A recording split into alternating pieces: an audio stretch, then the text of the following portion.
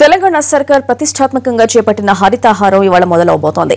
రంగారెడ్డి జిల్లా చిలుకూరులో సీఎం కేసీఆర్ ఇవాళ కార్యక్రమాన్ని ప్రారంభిస్తారు. మొదటి దశలో మొత్తం 40 కోట్ల మొక్కలను నాటాలని ప్రభుత్వం లక్ష్యంగా నిర్దేశించుకుంది.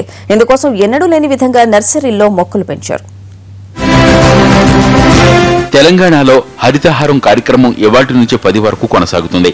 ప్రజలను ఈ ఉద్యమంలో భాగస్వాములను చేసే విధంగా సీఎం కేసీఆర్ స్వయంగా ఈ కార్యక్రమంలో వారం పాటు పాల్గొంటారు. తెలంగాణ అంతటా పర్యటించేందుకు షెడ్యూల్ ఖరారు చేశారు. ఇవాళ చిలుకూరు బాలాజీ దేవస్థానంలో ప్రత్యేక పూజలు చేసి స్థానిక సోషల్ వెల్ఫేర్ రెసిడెన్షియల్ హాస్టల్లో మొక్కలు నాటి హరితహారం కార్యక్రమాన్ని ప్రారంభిస్తారు కేసీఆర్.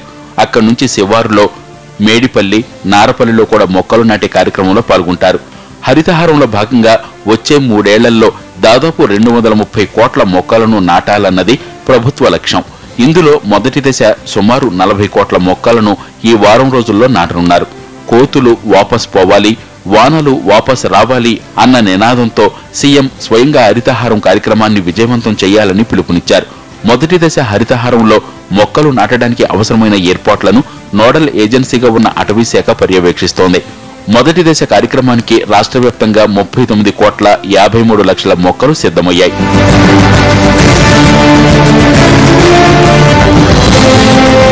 రేపు కేసీఆర్ హైదరాబాద్ నుంచి బయలుదేరి తూంకుంట, షామీర్పేట్, తుర్కపల్లి, సిద్దిపేట, మెట్టపల్లి, పాలమాకుల, బద్దిపడగ, బస్వాపూర్, హుస్నాబాద్, చిగురుమామిడి, కొత్తపల్లి, తిమ్మాపూర్, ఎల్ఎండి కాలనీలలో హరితహారం కార్యక్రమంలో పాల్గొంటారు.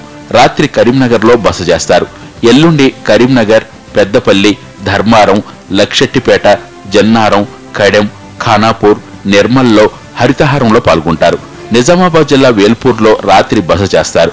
సోమవారం వేల్పూర్, మోతే, ఆర్మూర్, నిజామాబాద్ అర్బన్, రూరల్, సదాశివనగర్ చెరువు, కామారెడ్డి టౌన్ కళాశాల, రామాయంపేట, మాసాయిపేటల్లో జరిగే హరితహారం కార్యక్రమంలో పాల్గొని మొక్కలు నాటనున్నారు కేసీఆర్.